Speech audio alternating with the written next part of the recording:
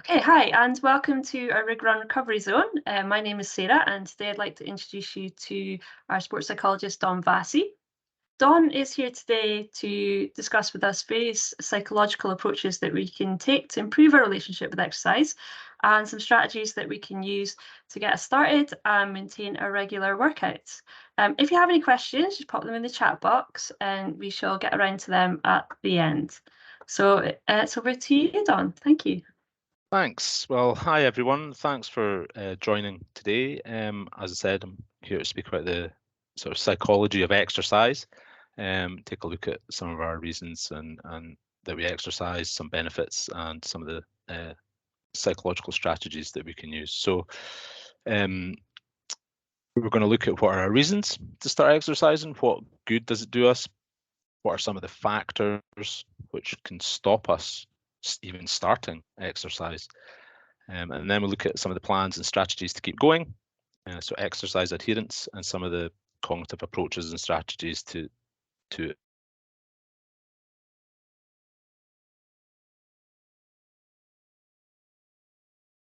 of our own reasons to start. I want to exercise. If you're able to put your own reasons why you want to exercise or start exercising, please pop that in the chat. It's good to share. So a main reason to start, of course, is physical health. So to do with weight. So exercise plays an important role along with our diet in controlling our weight. Exercise for weight loss can be different for different people. You know, it's not just about physical appearance. It can be about improving muscle strength. And these reasons for exercising for weight loss can be motivational in and of itself. But of course, as I say, it's not just about appearance. Controlling our weight has another impact. It reduces our inactivity when we exercise.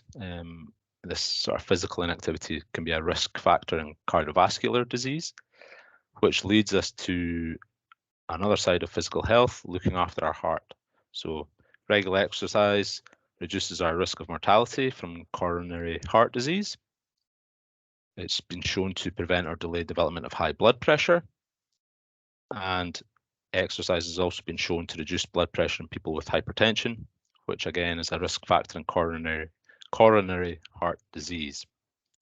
So that's two important factors to exercise, to start exercising, related to physical health.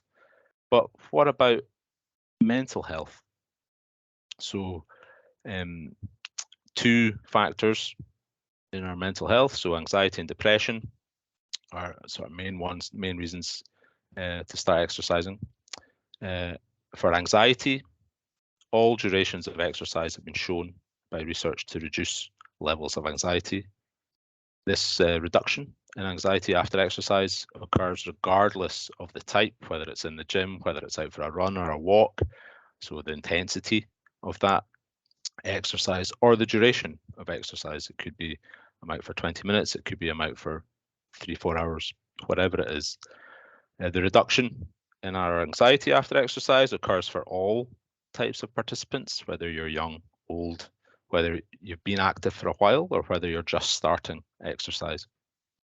And our anxiety, particularly state anxiety, what the mood we find ourselves in, can return to our pre-exercise levels in about 24 hours, in some cases a lot shorter. But exercise does show a benefit in reducing anxiety. Now, if we think about depression, the other side to that, research does show again that exercise can be effective in reducing depression. There are some studies that show it to be as effective as psychotherapy.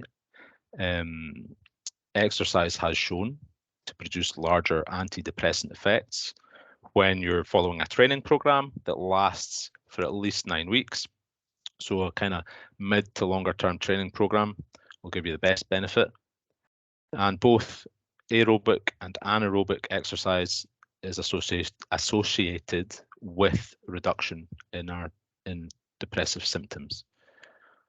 So like anxiety, The reduction in depression post-exercise is shown to not depend on your fitness levels. So you can just be starting out. You can already be fairly healthy. So a reason to exercise gives us benefit in our mental health, in terms of anxiety, depression, and a few other areas. But I'm just highlighting sort of two key areas here. So there are other reasons, as I say, to start exercise. So enjoyment, absolutely. It impacts on our self-esteem, and it provides there's a social dimension to starting exercise as well. So for enjoyment, of course, starting anything, it has to be enjoyable for you to begin and to continue. Otherwise, people kind of tend to withdraw. Individually tailored programs in exercise are found to be more effective for your enjoyment. In terms of self-esteem, exercise is associated with increased self-esteem and confidence as people gain satisfaction from achieving goals, accomplishing things they couldn't, whether that's running 5K, completing a gym workout, or something, a marathon, that sort of thing. And you can feel it yourselves. Feelings of positive self-esteem are a good indicator of longer-term exercise adherence. And the social dimension, so the social aspect. Exercise gives us a chance to socialize. Sometimes for many of us, it can be the only time to be with friends, enjoy that bit of companionship. And also exercising together with others gives a sense of commitment to continue with the exercise activity. So, whether that's team sport, gives you that sense of commitment, or it can be, shared experience in an exercise class, that sort of thing. So there are some of the other reasons to start exercising. So as I've said, just to summarize, physical aspects, improving your health, weight control, reducing risk of heart disease. The mental aspect, mental reasons to start exercise, positive effects on reducing anxiety and depression. It reduces anxiety for up to 24 hours, and it's effective in reducing symptoms of depression. It can lead to enjoyment, fun, satisfaction of achieving, and happiness. It increases our self-esteem. So as I say, accomplishing a goal or a task. Social aspect, a chance to socialize with others. So these are some of the reasons to start, some of the benefits that, we should think about. Oh, I want to start exercising, So if we now think about exercise adherence, the main factors for not exercising. So, if you think about these, how many times you've come across these as an excuse for yourselves. I certainly have, and these sort of come up all the time, the reasons given. So lack of time, I don't have the time to go to that session tonight, or get up and go for a run in the morning. Lack of energy, you finished, a hard shift, you finished, doing all the chores, that sort of thing. I don't have energy. Lack of motivation, I can't be bothered today, that sort of thing. So if we think about lack of time, so is it just a perception or is it reality? Many of us, I'm sure, will happily watch TV, will scroll social media, or could we exercise? Is it a case of priorities? Is it a perception? Is it reality? Do we really have a lack of time? If our exercise is enjoyable, satisfying, meaningful, then exercise can compete with these other activities, watching TV, chilling out, scrolling our phones, that sort of thing. The lack of energy, that reason. So if we think about, like I say, our busy lives, work, family, friends, a busy life can lead to fatigue, to becoming an excuse for not exercising. And fatigue is typically more a sort of mental aspect than physical, and is often related to stress. But if we think about Reasons to start exercising. So exercise is shown to relieve tension and stress, and it is energizing. So if you think, oh, I don't have any energy to exercise, well, newsflash, it relieves that stress and energizes us. If you think about when you've completed a session, you get that kind of runner's high or exercise buzz, that sort of idea. Lack of motivation. So commitment, dedication needed to maintain regular exercise. I've got screen. Go back one. The commitment and dedication needed to maintain regular exercise in a busy life. So it can take a lot to stick with it. But if we think about the reasons given to start exercising, the positive reasons and benefits of exercise, they can become really important when maintaining our motivation. And we'll take a look at motivation later on. So what can we do to keep going with our exercise? If we think, right, some of those benefits sound great, I want some of that. Let's start exercising, doing my training, and you all come up against, oh, I don't want to do it anymore, that sort of thing. How do we keep it going? So exercise adherence. So there's always setbacks. You might go on holiday, no access to a gym if you're doing a gym program, that sort of thing. But so we can plan for dealing with some of the setbacks that we encounter to prevent relapsing to no exercise at all. So if we expect and plan for short-term lapses in exercise, for example, if we go on holiday, that sort of thing, or we change shifts, change a rota, well, while on holiday, I can think about, oh, right, well, I can still walk, get my 10,000 steps a day. If we change rota, okay, I'm going to switch my gym time to another time a day. We can also use positive self-talk and imagery to avoid negative self-talk, which focuses on the relapse. So, and we'll come to that. We'll look at a strategy which applies a thought record and a training diary to capture your thoughts and self-talk for each session. We can also identify situations which put you at risk of relapse and attempt to avoid or plan for these situations. So I know it's going to be a busy day. I'll do my exercise session tomorrow, or I'll do it a day early, that sort of thing. So I can't emphasize enough that we shouldn't see a temporary relapse as a catastrophic failure. Okay, I can't do exercise for a week. That's not a catastrophic failure. It's not a failure, due to situation, life stress. We move on from that week and we just start again the next week. So that's some ideas about how we can plan for dealing with some of the normal setbacks encountered when we try to keep exercise going. So now we're going to look at some of the cognitive strategies to keep going. So we're going to take a look at goal setting. So goal setting is commonly used in sport. It's a useful motivational technique which can help us stick with our exercise plans. And research shows that setting goals, so intrinsic goals that come from within, are more beneficial than external goals. So if you think about it, intrinsic goals, they focus on our personal interests, about things like learning new skills, meeting others, improving our own health, as opposed to external goals. So things like winning a medal, coming first, or the fame and that sort of thing that goes with it. So exercise goals should be set by yourself, not your instructors or trainers.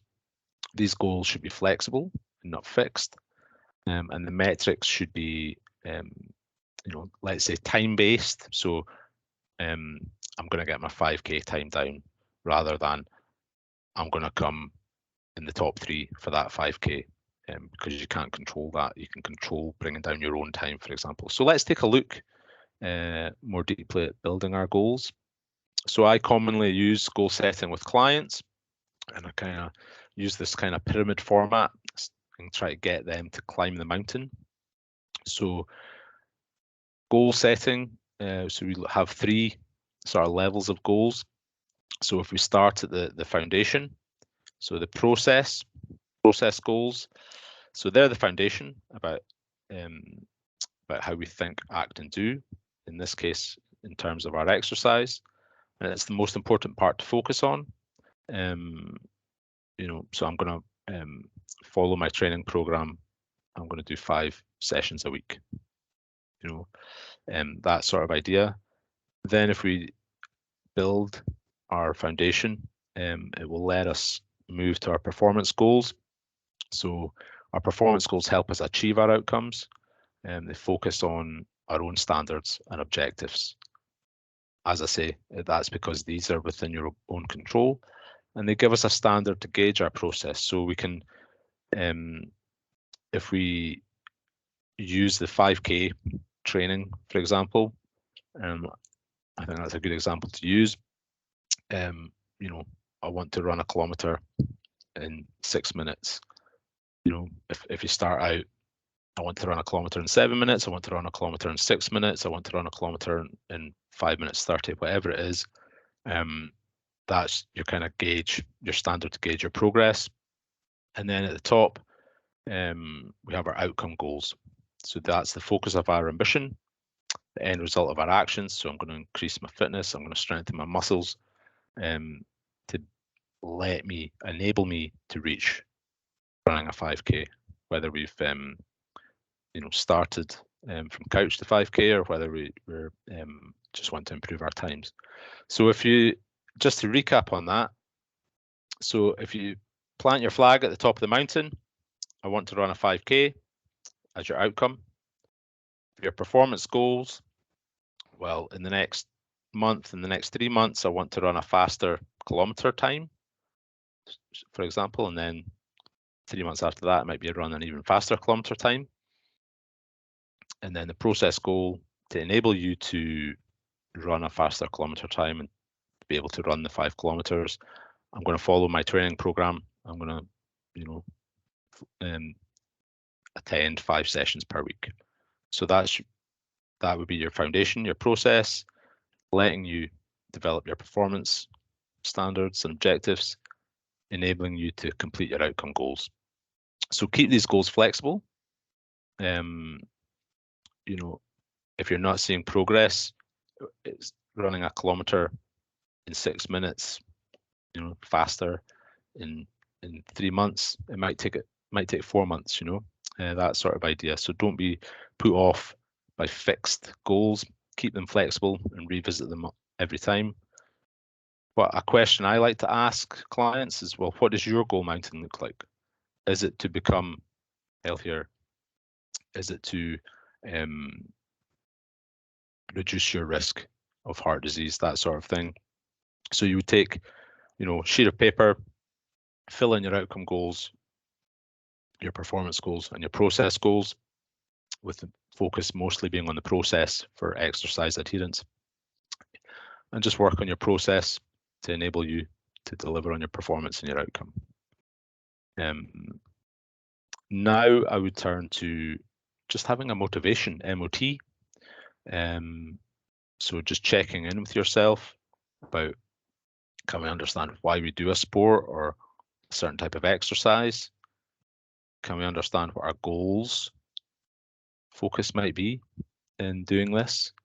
Is it to go faster, time-wise? Is it to be healthier, reduce your risk of heart disease or depression, that sort of thing? So if we just check in with ourselves, asking these questions, we can understand our own personal motivations, which will let us be aware and more closely align ourselves with doing the sport or exercise we want to, achieving our goals, and understanding what those goals are. So obviously COVID-19 has impacted a lot of things over the last several years, but as I say, checking in with these questions, checking in with ourselves, lets us focus more on our process. Are our goals too big, too small, just right to motivate us? So you can come back to your goal pyramid, your goal mountain, and just, as I say, be flexible with it. Okay, maybe that goal it's too big for now. I'll change the time that it's going to take me to get there. Is it too small? I've achieved it too quickly. Okay, maybe I need to make some tweaks there as well. I know why I want to do this. I know what I'm going to do to get there. So our next cognitive strategy, I wonder how many of you keep a training diary or a training record. I think it's quite important. But there's a few things that we can add to sort of what we did in our gym session or in our running training or whatever it might be for you. How did we feel when we trained? So we all have doubts and negative thoughts from time to time. I know I do. And we can feel nervous and anxious about going to the gym or running 5 kilometers sometimes, and we can talk ourselves out of going, talk ourselves out of doing it, which, as discussed, puts us at a risk of relapse into not exercising. I missed 1 week. Well, I didn't do it last week. I'm not going to do it this week. And then it becomes not exercising, essentially. But if you remember how you felt after your last exercise session, I wonder if anyone writes that down in their training diary. So, did you feel positive? It reduced my stress. I'm glad that I did it. Oh, I felt really good doing that. How often do we capture that? So we can apply cognitive behavioral principles from thought records to a strategy to develop more positive self-talk and reduce those doubts and negative thoughts that crop up from time to time. So the idea here is that we keep a training diary which captures your thoughts, and that will help you when you encounter that negative self-talk about, oh, don't go this time. Oh, you can look up your training diary, which captures your thoughts. You can look up how you felt after having a good session last week when you're doubting yourself this week. So the idea would be to keep it simple. And you build up a picture over time. So you can always come back when you have that self-doubt. You can have a look at your training record, your training diary, and see, oh, actually, yeah, I felt great after that session. I want that again. So I'm more likely to go. So keep it simple. So here's an example for you. So you would have the situation that you capture, the who, what, when, where. You also capture the feelings, what you did, what did you feel and how intense were those feelings, and the thoughts, what went through your mind as you felt this way. So as I say, this is taken and adapted from sort of CBT, cognitive behavioral principles. So before session 1, whatever the exercise is, so before session 1, I felt anxious. It's about 70% intensity. I thought, oh, I don't want to go. I don't want to do it. I don't want to do it. Okay, well, what happened during session 1? Well, I felt anxious a little bit, but I was committed to doing it. And I was here now, so I'm going to see it through. What did I think? I thought, let's do this. Let's get this done. And then after session 1, I felt joy. I felt great, quite intense. I enjoyed that for my thoughts. I feel good about myself. So you can see how you build the picture, and you can build this over time as you capture, how you felt with each session. I'll just come back to that. So, we want more of this. Okay, I did feel good every time I went. So, the thoughts in my mind this week, there's the negative self-talk. Oh, I don't want to go. I don't want to go. Well, I can read back, I can look back and see that it does make me feel good. So the idea is that keeping a simple record like this will help you organize your patterns of thought and your self-talk, recognize your patterns of thought and self-talk, and allow you to see that the thoughts before the exercise are just that, they're thoughts, they're not facts. If you focus more on the joy and the satisfaction that you always feel after exercise, that will help motivate you to do it, to take part. It also captures any positive self-talk, so mantras or phrases. Let's do it. Let's get this done, for example. So it captures any of those positive self-talk phrases that you develop during exercise. which help you when you're exercising going forward.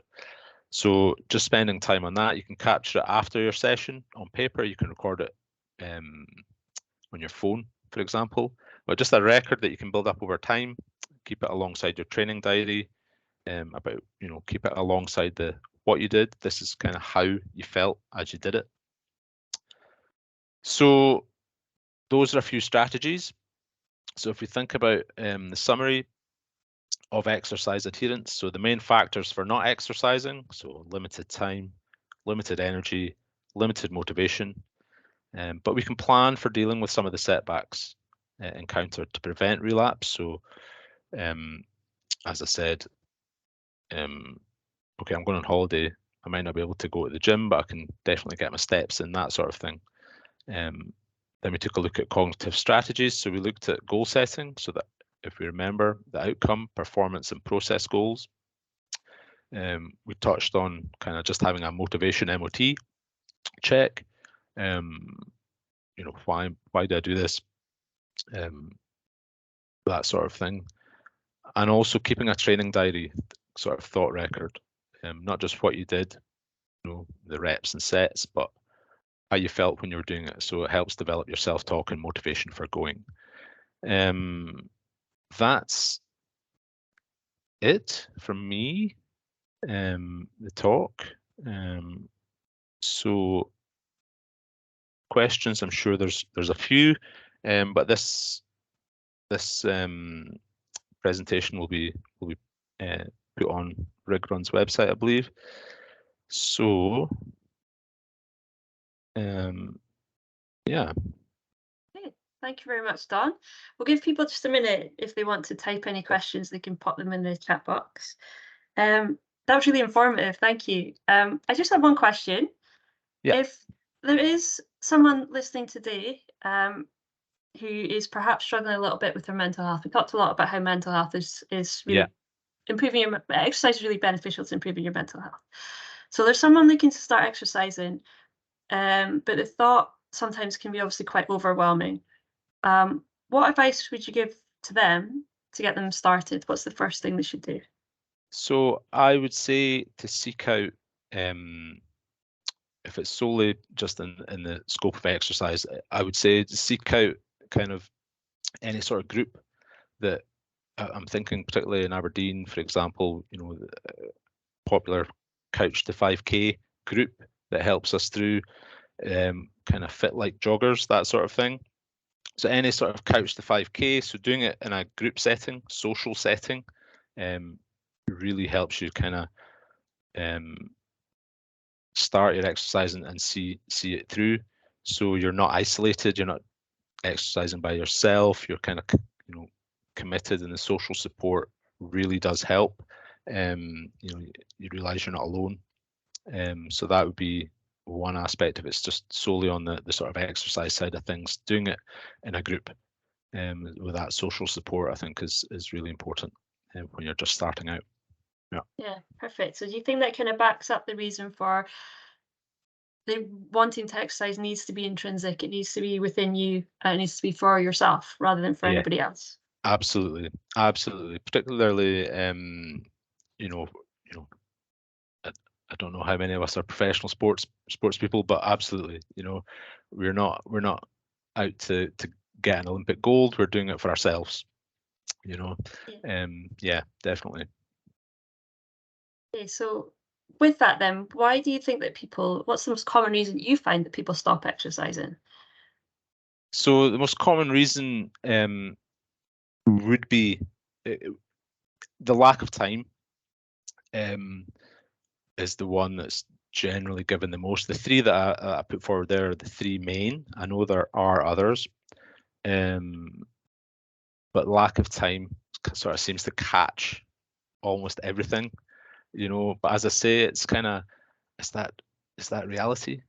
I'm guilty of it myself. It's more time, scrolling through the phone and sorting out, admin online, that sort of thing. But okay, I could go out for a run. I could, which costs nothing. Yeah. So do you think that's you talked about being flexible with your goals. Do you think that kind of fits in with that reality of, okay, our goals might be up here, but perhaps what is Yeah, achievable is in the middle somewhere? And yeah, absolutely. So if you scale your goals to suit, you know, you're not going to run a marathon in 4 weeks' time, you know, that sort of thing.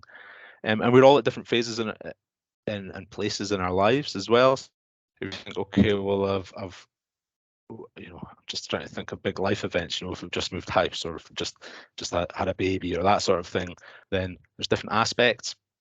I'm not gonna, maybe go to the gym, 7 days a week if we've just had a baby or I've just moved house, that sort of idea. So you would, change your sort of exercising schedule to suit, so scale it, be flexible with it, scale it to your needs, what you want out of it. And then focus on the process. If you come back to it, it's a little bit too simple, then change your goals up, a bit bigger. If it's too much at that moment, scale it down a little bit bigger. It might take a bit longer to reach there, and both are okay. Yeah, absolutely. So we have a question here from Christopher, who's asked, what's the best way to keep motivated when you're coming back from fitness and mentally you're trying to run at previous pace or times, but realistically you aren't able to hit those targets? So I think that comes back to scaling our goals and targets accordingly, like we've said. So, okay, particularly, another example would be COVID. I might have run faster times before COVID, but it's, the athletic season after COVID, realistically, you're not going to be running the same times. And if you're coming back to fitness, whether that's after an injury or otherwise, or a long break, it's probably going to take you a bit of time to run at a previous pace. But I think if we set the goals accordingly, but also if we use more positive self-talk rather than, come on, I could do that 2 years ago, I must be able to run that fast again. Must, language like must, I have to run that fast again, is kind of puts a bit of pressure on, and you're going to be more tense when you're running. So it's changing that, being a bit more flexible, being a bit more open with those goals, with the language. So I wonder how fast I can run this week. Hey, yeah, great. I wonder how fast I could run at the moment in the next 6 months. Let's find out. So being a bit more open about that, being realistic about it as well. So you might be able to run those previous times, but it might take a little bit longer, just purely based on your own really fitness. About being a bit mindful about where you are in the present rather than thinking about where you were in the past, and setting goals and absolutely, taking your achievements from where you are now rather than basing it on yeah, something else or someone else.